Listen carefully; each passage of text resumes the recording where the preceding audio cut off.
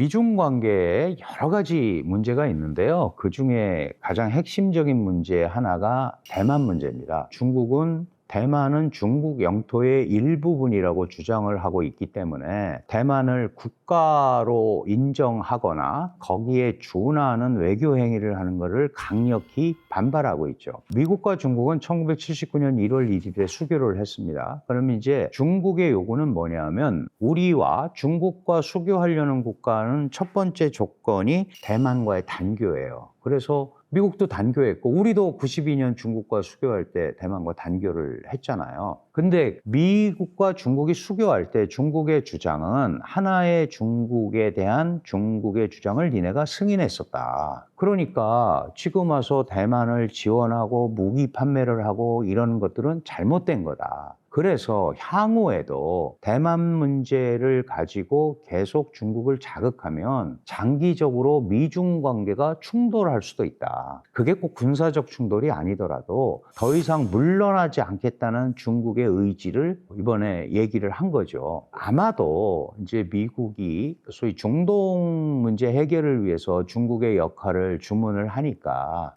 우리도 대만 문제가 우리의 레드라인이다 라는 얘기를 다시 한번 각인시키려고 이렇게 하게 된 거죠. 그 기자들이 트럼프 대통령한테 물어봤잖아요. 어떻게 하실 거냐, 무기 판매. 그랬더니 대만에 대한 무기 판매가 굉장히 좋은 칩이 될 수 있다. 협상 카드가 될 수 있다. 지금 이렇게 한 거죠. 그럼 그거 대만은 또 난리가 났잖아요. 아니 그러면 1982년 사실 당시에는 비밀 문서였었어요.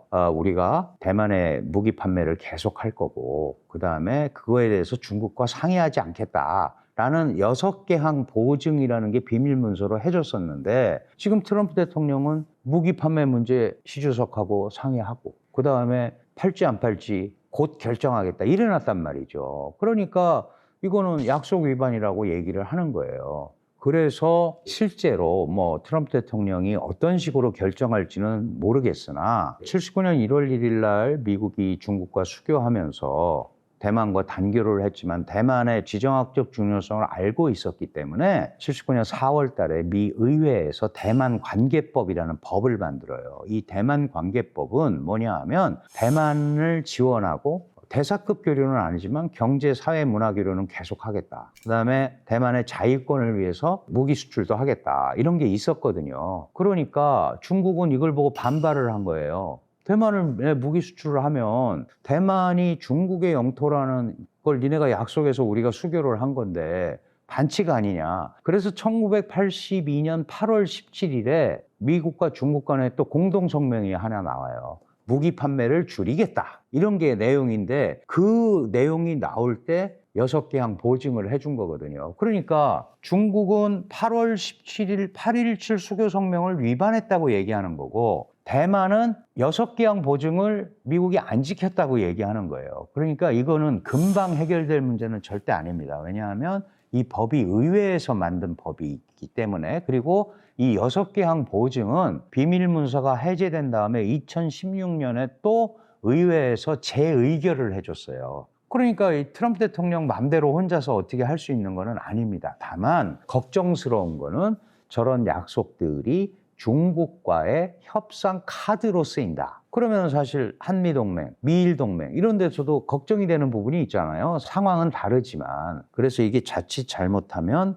동아시아 안보 지형에 영향을 끼칠 수 있다. 그리고 무엇보다 우리같이 이제 북한 핵이라든가 북한의 위협에 직면하고 있는 국가들은 이러한 상황들이 미국의 동맹 방기 같이 비춰지면 북한, 김정은의 오판을 불러일으킬 수 있기 때문에 더욱더 예의주시할 수밖에 없는 그런 상황이고 결국은 그래서 가장 핵심적인 것은 확실한 억지적 자위력을 갖고 있어야 된다. 이렇게 귀결이 되는 거죠. 다행히도 우리가 K방산이나 이런 부분에 대해서 나름대로 적응할 수 있는 기초가 돼 있기 때문에 이번 기회에 이런 부분에 대해서 더 정교한 대응 체계를 만들어야겠다. 그런 생각을 해볼 수 있을 것 같습니다.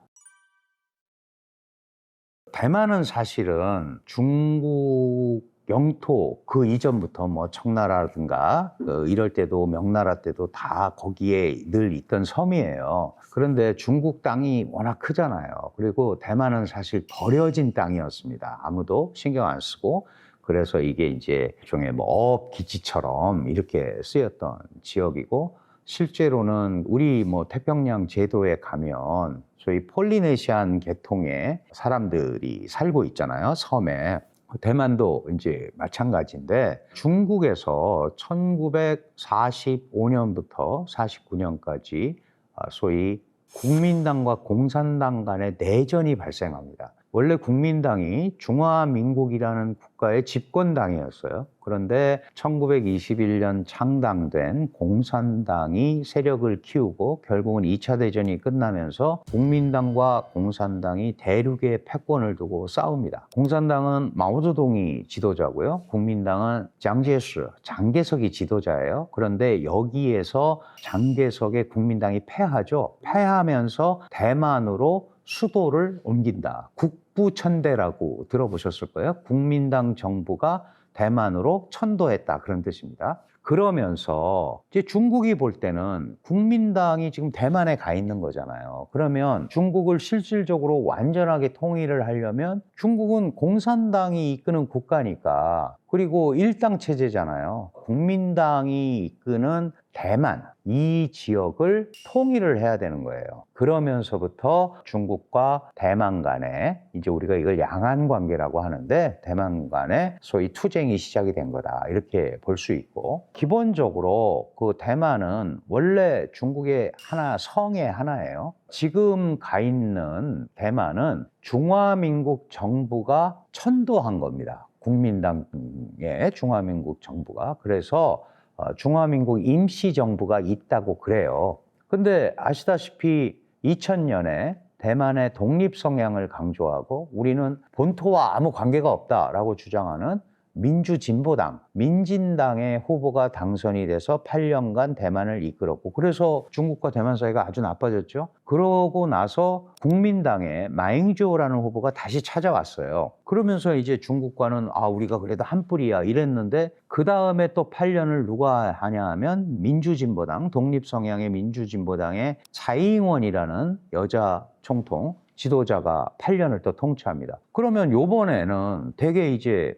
2014년에 선거를 했는데, 다시 그러면 민진당, 국민당, 민진당 했으면 국민당이 해야 되는데, 이번에 지금 대만의 지도자도 민진당의 라이칭더라는 지도자예요. 그러니까 결국은 민주진보당은 대만의 독자성을 강조하는 정당이기 때문에 중국의 입장에서 보면 분리 독립 세력으로 보는 거예요. 그래서 대만이 중국에서 떨어져 나가지 않도록 이런 역사적 흐름 속에서 대립하고 투쟁하고 이런 상황이 온 겁니다. 물론 장제스가 1949년에 이제 국공내전에서 패하고 대만으로 가서 50년 정도, 2000년까지 국민당이 통치를 하잖아요.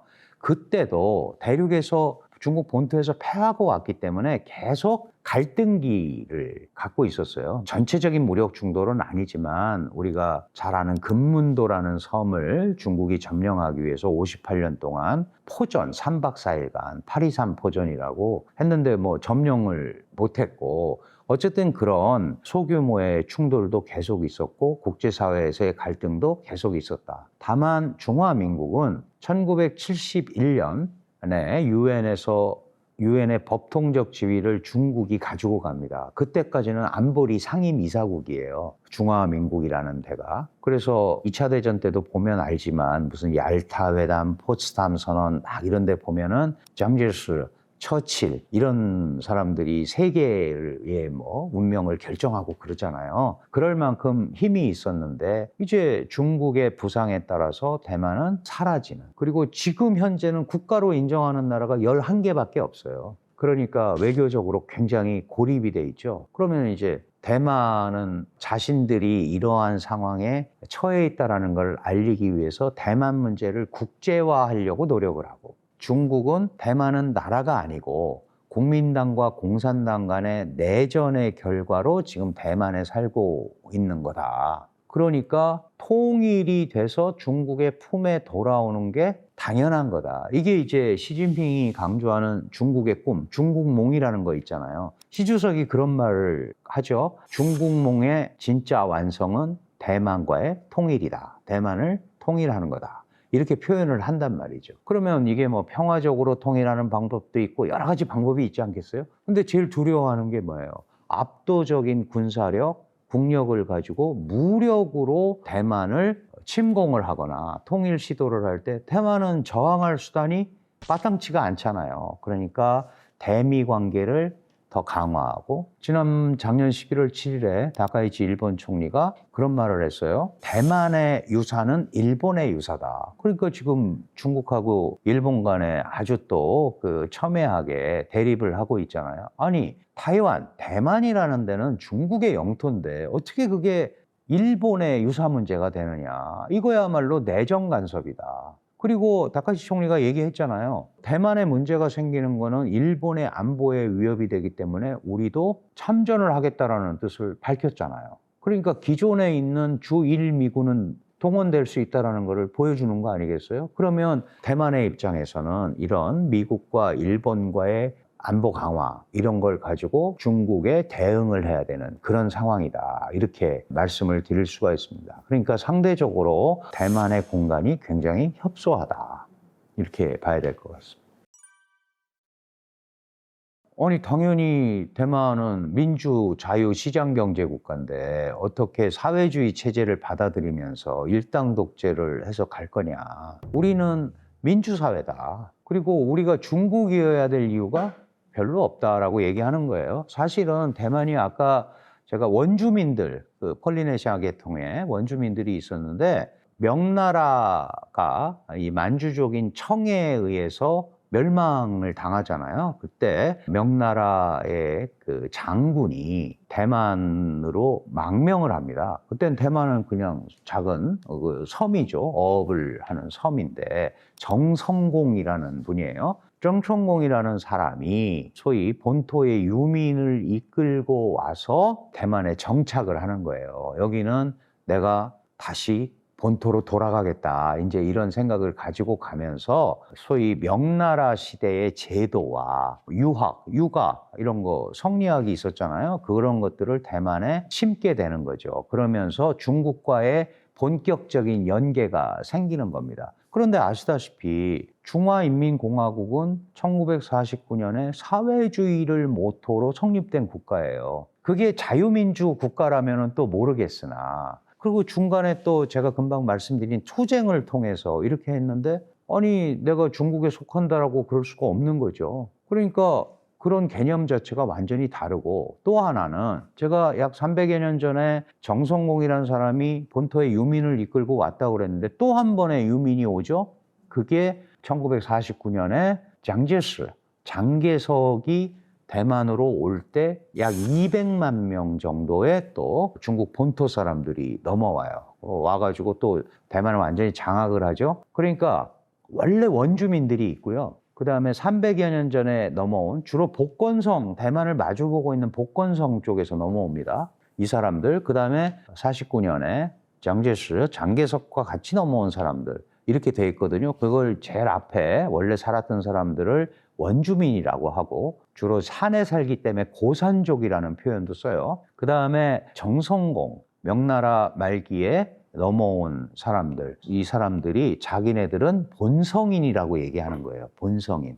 300여 년 전에 와서 자리를 잡았기 때문에. 그리고 49년에 넘어온 사람들은 외성인, 다른 성에서 왔다라는 뜻이죠. 그러니까 이제 무슨 갈등이 생기냐 하면 우리가 300여 년 전에 와서 자리 잡고 있었는데 49년에 다른 사람들이 왔다. 그러면 이거는 이제 기득권과 새로운 사람들 간의 싸움이 이루어지겠죠. 그래서 본성인과 외성인 간의 갈등이 있습니다. 대만의 독립 성향을 강조하는 사람들은 주로 원래 대만에 300 몇십 년 전부터 와서 그 후예들로 살았다고 생각하는 본성인들이에요. 본성인들.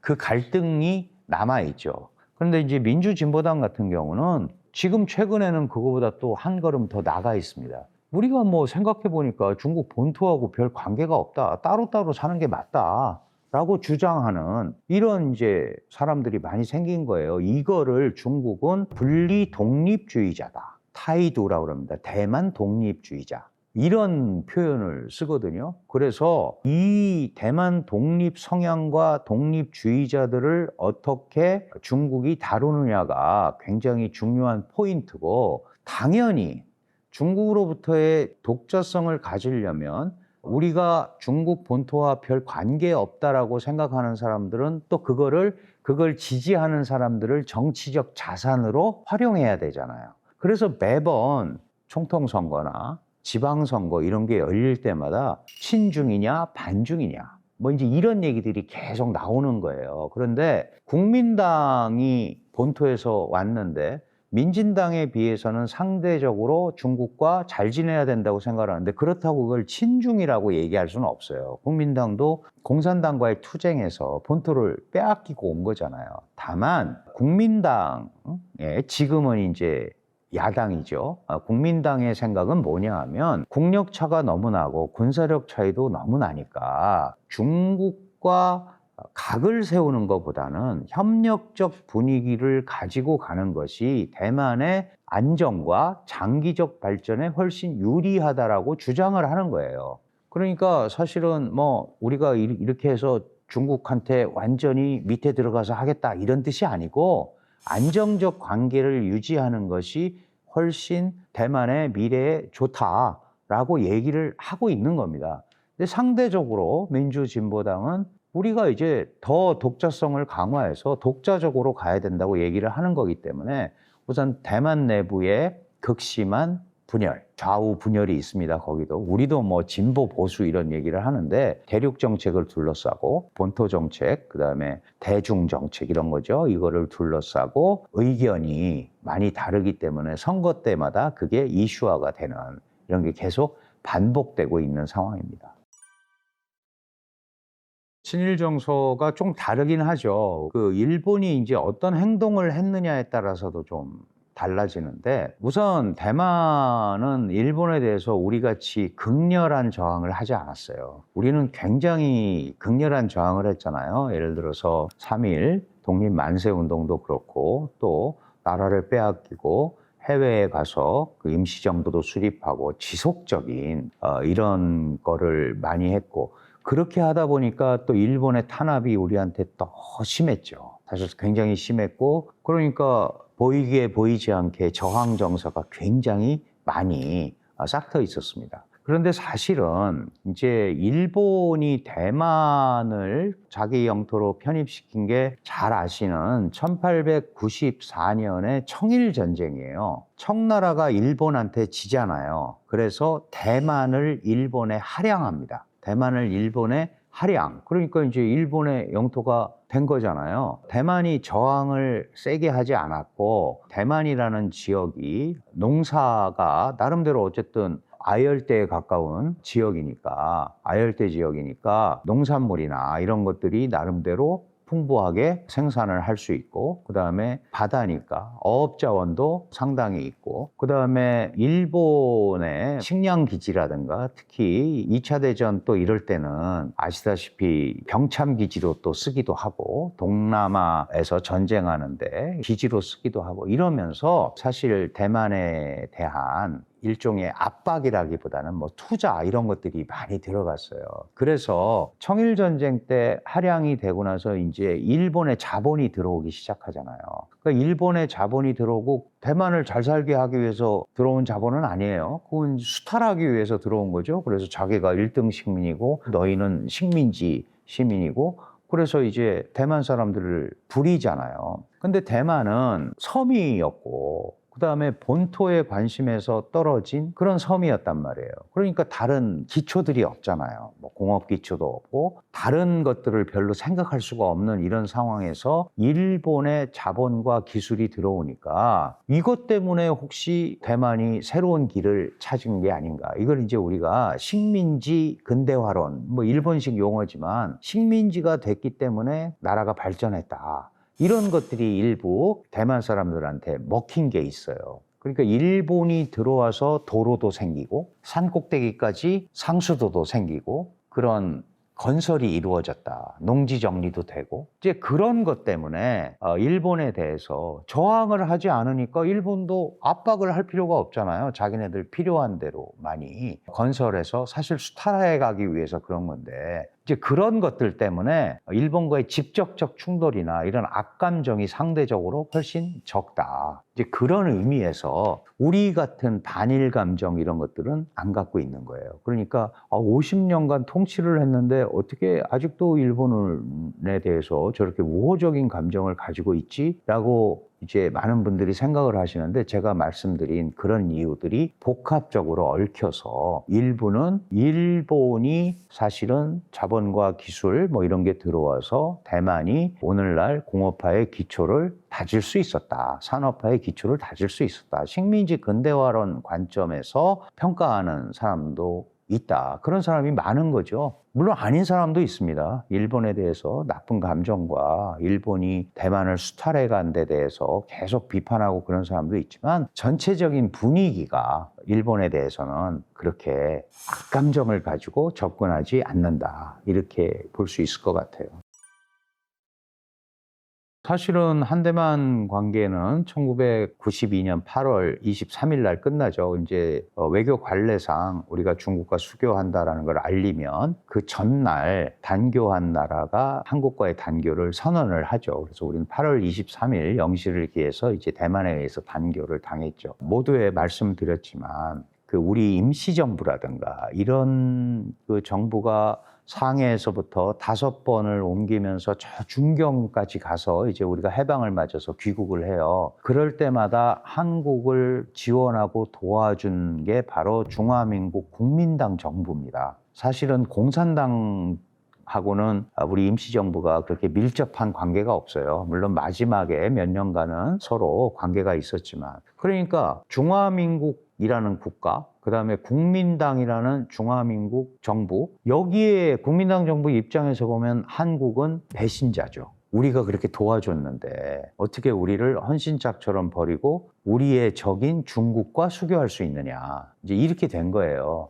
그리고 대만 정부도 그걸 또 적절히 이용을 했죠. 왜냐하면 계속 중국의 힘이 확장이 되면서 대만과 단교하겠다는 나라가 많이 늘어나잖아요. 그러니까 자신들도 정치적으로 도피처가 필요하단 말이죠. 그런데 과거에 자신들이 많이 도와줬던 그 한국이라는 나라가 자신들을 버리고 중국과 수교를 했다. 이거는 굉장히 좋은 소재가 되죠. 그래서 한국의 배신자 프레임, 그런 것들이 굉장히 심하게 씌워져 있었어요. 일반 국민들은 그런 생각들을 더 강하게 하죠. 제가 수교 직전에, 저는 이제 대만에서 공부를 했습니다. 수교 직전에 귀국을 했는데 많은 대만의 지식인들이나 선생님들이나 이런 분들은 한국이 중국과 수교하는 거는 그 한국의 국익에 따라서 결정하는 거니까 그걸 가지고 너무 뭐라고 그럴 필요는 없다. 미국도 그랬고 일본도 그러지 않았느냐. 그런데 이제 정서상 한국은 중화민국이 도와줬다고 생각을 하는 거예요. 그런데 그렇게 헌신작처럼 버리고 갈 수 있느냐. 이제 이런 것 때문에 아주 양자 관계가 안 좋았었죠. 근데 그 이후에 지금 뭐 그게 30몇 년 전이잖아요. 아직도 여전히 정치적으로 이용되는 면이 있지만 그러나 젊은이들의 생각은 조금 다른 것 같아요. 특히 이제 한국의 한류라든가 이런 것들이 대만에 상당히 많이 퍼져 있고 그래서 우호적인 그런 생각을 또 갖고 있는 젊은 친구들도 있습니다. 한류의 확산의 근원지가 대만이에요, 사실은. 왜 그러냐 하면 대만이 이제 이 정치 자금이나 그다음에 물론 이제 국민당 소속의 대통령이었지만 리덩호이라는 대통령이 대만 출신이에요. 리덩호이总统이. 국민당과의 연계고리를 본인도 약간 끊고 싶어 했고 그런 정치 자금의 필요와 이런 것 때문에 케이블 방송을 엄청나게 많이 허가를 해줬습니다. 그래서 이 케이블 방송에서 갑자기 컨텐츠가 없잖아요. 그래서 한국의 드라마와 이런 것들을 대량 수입을 해요. 그러면 이제 적어도 동남아라는 개념에서 보면 대만이 선진 지역이잖아요. 그러니까 안테나 역할을 하는 거죠. 그리고 타이완 방송 이런 거는 그 마주보고 있는 후지엔, 복건성에서 다 보여요. 우리도 사실 전파 방해 안 하면 서울 방송 북한에서 다 볼 수 있죠. 북한 것도 마찬가지고. 이제 이런 것 때문에 이 소위 한류의 확산의 역할을 또 한 부분이 있습니다. 그래서 지금은 그런 앙금이 상대적으로 줄어들었는데 요즘은 이제 세계적인 반도체 기업 파운드리의 시스템 반도체를 하는 TSMC, 이제 우리는 삼성이나 하이닉스 뭐 이런 거와의 나름대로 경쟁 구도가 있죠. 뭐 협력도 하겠지만 그런 것 때문에 대만은 항상 한국에 대해서 약간의 라이벌 의식을 가지고 있어요. 이제 우리는 대만이 우리 라이벌인가? 대만이 우리를 라이벌로 생각한대. 뭐 이러면은 별로 신경을 안 쓰지만 그러면서 사실은 대만도 상당히 지금 발전을 하고 있고 우리가 세계 13위 경제권 그런데 대만도 세계 20위 안에 들어가는 경제권이에요. 18위, 19위 이렇게 하거든요. 그러니까 인구 2,400만의 작은 섬이 상당한 성과를 거두고 와 있고 국가의 개념, 이런 지역이나 이런 개념으로 보면 한국에 대한 상당한 라이벌 의식을 대만은 가지고 있고 일반 젊은이들은 그런 과거의 어떤 악감정 이런 것들은 좀 사라진 상태인데 여전히 기성세대나 이런 데 대해서는 한국에 대한 반감이 조금 있다. 이렇게 이해하시면 될 것 같습니다. 대만은 기본적으로 국가가 아니에요. 중국이 볼 때는. 그거는 내전의 결과로 저쪽에 있는 섬이지 국가로 인정하지 않는 거죠. 전 세계에 한 200개 국가가 되는데 대만을 국가로 인정하는 나라는 11개 나라밖에 없습니다. 그러니까 190개 나라는 대만이 국가가 아니라는 거죠. 말씀드렸다시피 중국과 수교하는 모든 국가는 대만과 단교하는 게 첫 번째입니다. 그래서 대만을 국가로 인정하거나 국가에 준하는 정부로 인정을 하게 되면 중국 입장에서 볼 때는 그게 내정 간섭이 되는 거죠. 왜 남의 나라 내정 문제에 너희가 간섭을 하느냐. 중화인민공화국이 중국의 유일한 합법 정부고 대만은 중국에 속한다. 이게 하나의 중국 원칙이에요. 여기에서 벗어나는 것은 다 내정 간섭인 거죠. 그래서 중국의 입장에서는 이제 홍콩도 제국주의의 표상이었잖아요. 제국주의 중국 침탈에 홍콩도 97년에 중국의 품으로 돌아갔고 마카오도 99년에 중국의 품으로 돌아갔고 이제 대만만 들어오면 소위 얘기하는 Great China, 위대한 중국이 형성된다. 이게 시주석이 맨날 강조하는 중화의 부흥. 이거와 연결이 되기 때문에 대만이 독자적으로 따로 움직이는 거에 대해서는 중국은 당연히 굉장한 경계와 우려를 갖고 바라보는 거고 그래서 대만이 독립하는 경우 또는 독립에 준하는 행위를 하는 경우 예를 들면 헌법을 고친다거나 그리고 대만 문제에 외세가 개입하는 경우 그리고 대만이 이런저런 핑계를 대고 중국과의 통일 협상을 지연하는 경우 이때는 무력을 사용할 수 있다. 이게 무력 사용 불배제 원칙이에요. 이거를 계속 가지고 있는 거예요. 그러니까 대만은 우리가 독립국가다 이럴 수가 없는 거죠. 그러면 빌미를 주잖아요. 그래서 2000년에 전슈이비엔이라는 민주진보당 후보가 돼서 타임지나 뉴욕타임스 이런 기자들이 이제 당신이 대만은 독립선언할 거라고 그러지 않았느냐. 그럼 어떻게 할 거냐 하면은 이제 중국에서 무력이 날라들 수도 있는데 그랬더니 유명한 답을 하잖아요. 우리는 이미 독립된 국가다. 선언할 필요가 없다. 지금도 똑같습니다. 타이완은 이미 독립된 국가로 우리가 우리 손으로 총통을 뽑고 우리가 우리 손으로 국회의원을 뽑고 입법위원이라고 그러죠. 그 다음에 외교권을 가지고 있고 군사 국방권까지 다 가지고 있는데 국가 통치행위를 하고 있지 않느냐. 그건 중국의 입장이고 우리는 이렇게 국가 통치행위를 한다라는 걸 얘기하고 있는 거죠. 그런데 다른 나라들도 다 알죠. 그런 통치행위를 하고 있다는 걸. 그럼에도 불구하고 대만이 국가다. 이렇게 얘기를 하면 문제가 생기기 때문에 그런 것들을 안 하고 있는 겁니다. 그러면 이제 지금 대만이 제일 우려하는 거는 무력으로 이게 혹시 우리를 침공을 하게 되면 이기기가 어렵잖아요. 뭐 버티고 이런 것도 한계가 있단 말이죠. 그럼 혼자서는 못 버티는 거예요. 그래서 미국이나 일본 이런 외국계 도움이 필요한 거예요. 결정적으로는 말씀드렸다시피 대만 관계법이라는 거에 의해서 1979년 대만의 안전을 지원한다라는 게 미국의 입장인데, 미국의 입장에서 대만이라는 섬이 중국의 통제권 하에 들어가게 되면, 소위 미국의 입장에서 보면 그쪽 지역이 서태평양이거든요. 이 서태평양 지역의 작전권이라든가 미일 동맹의 활동 범위라든가 뭐 한미 동맹도 포함이 될 겁니다. 이제 이런 것들이 상당히 제약을 받게 돼 있어요. 또 하나는 TSMC라는 소위 세계적인 파운드리, 설계한 거를 만들어주는 거예요. 근데 이제 최첨단 기술을 가지고 있기 때문에 전 세계 파운드리의 거의 80%를 하는 걸로 돼 있거든요. TSMC 말고도 UMC라는 또 회사가 있어요. 이 둘이 합치면 거의 70~80%를 장악을 하고 있습니다. TSMC가 구동을 하려면 TSMC 혼자서는 안 돼요. 지금 미국에서 설계한 거를 만들어주는 거잖아요. 그거를 구동을 하려다 보면 특히 엔비디아 거 같은 경우에는 메모리가 굉장히 많이 들어가야 되는데 대만은 메모리가 약합니다. 메모리는 또 한국이 한 80% 장악하고 있잖아요.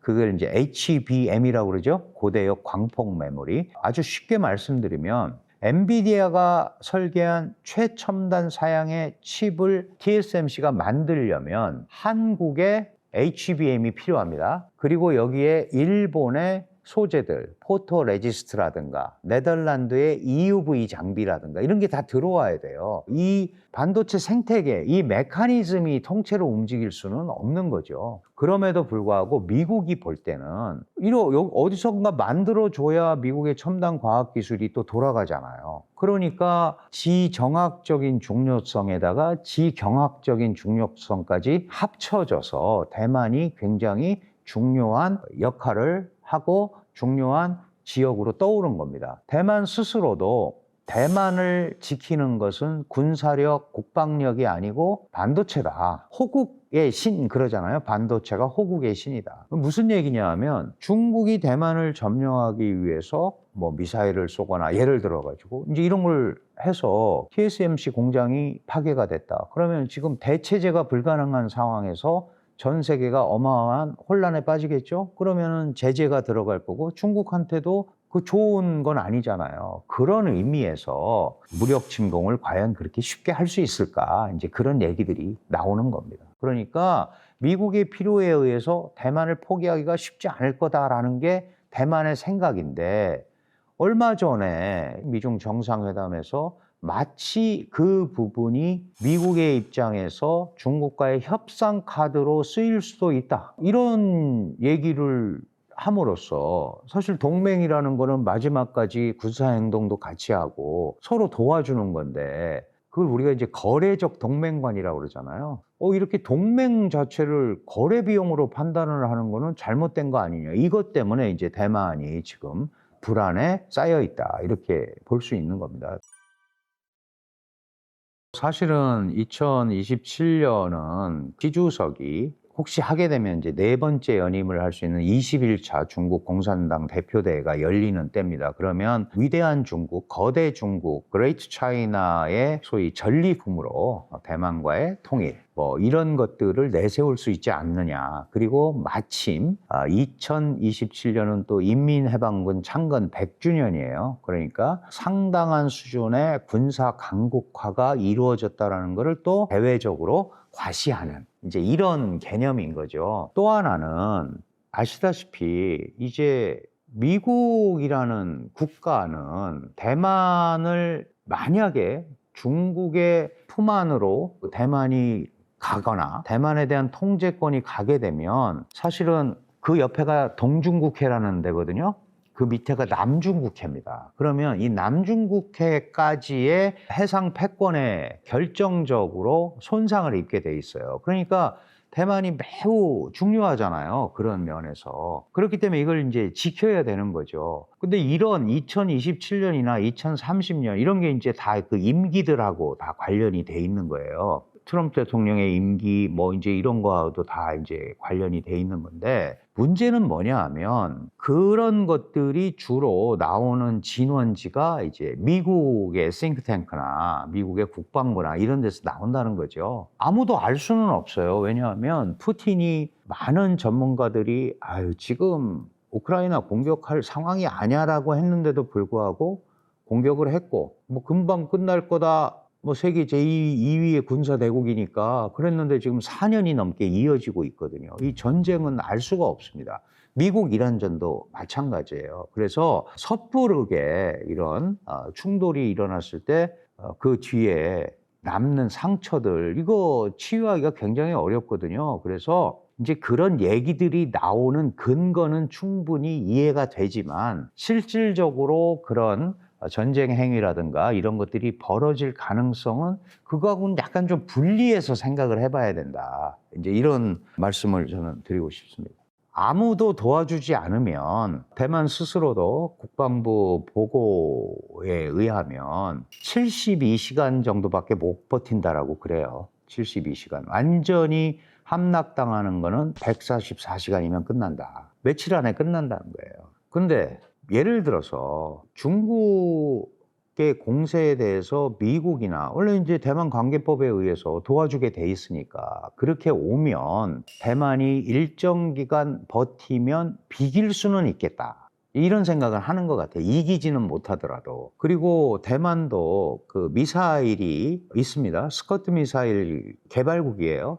자체 기술로. 물론 이제 미국이 도와줬겠지만, 그래서 사거리 약 2,000km 정도의 미사일들, 구름 문자를 쓴 윈펑, 운풍 시리즈와 그 다음에 수컷 웅자를 쓴 웅풍 시리즈, 이런 미사일 시리즈가 있어요. 이 미사일을 만약에 중국 본토에 공격을 하게 된다면 잘 아시는 삼엽댐 정도까지 이 사정권에 들어와 있다. 그러면 베이징, 상하이는 물론이고 이런 데까지 가면 중국도 상당한 위험을 감수해야 한다. 이렇게 얘기하는 거죠. 그러니까 속된 말로 그냥 물러서지는 않겠다라는 마음을 먹으면 중국도 상당한 피해가 예상된다. 고슴도치 전략이라는 게 이제 그런 겁니다. 그냥은 못 물러난다. 근데 아시다시피 전쟁이라는 거를 하면 사실은 굉장히 피해자는 뭐 지도자들 뭐 국가 이런 데도 피해지만 제일 큰 게 국민들이잖아요. 우리가 우크라이나 전쟁이나 이란전이나 이런 걸 봐서도 알지만 이런 전쟁 행위 같은 게 다시 일어나면은 정말 인류에 또 다른 상처를 주는 거예요. 그러니까 그렇게 하지 않고 가는 방법을 택해야 되는 게